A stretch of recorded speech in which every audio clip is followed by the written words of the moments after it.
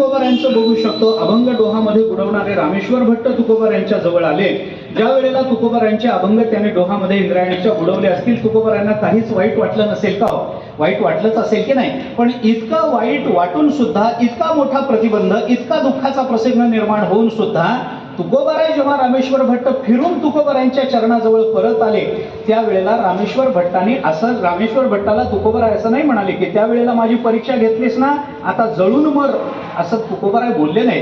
त्याही वेळेला त्यांचं मन मोकळंच होतं. त्याने त्यांनाही आशीर्वाद देताना जगताच्या कल्याणाची व्यवस्था करून ठेवली आणि त्यांना सांगितलं, चित्त शुद्ध तरी शत्रू मित्र होती, व्याघ्रही न खाती सर्पतया, विषते अमृत आघात ते हित अकर्तव्य नीत होयते, असे ते तुकोबाराय रामेश्वर भट्टाला बोलून दाखवतात. हे रामेश्वर भट्टाचं उदाहरण भागवतातल्या अंबरीश आणि दुर्वासांच्या प्रसंगाला अगदी जोडून जाणार आहे बरं का. दुर्वासाने अंबरीशाची पुष्कळ परीक्षा घेतली, पण सुदर्शन चक्र पाठीमागे लागल्यानंतर ज्या वेळेला ते दुर्वासावर आलं आणि भगवंताने मी अंबरीशाच्या सत्तेत राहतो म्हणून सांगितलं, त्यावेळेला अंबरीशाला शरण गेल्यानंतर अंबरीशाने दुर्वासांना शाप दिला नाही.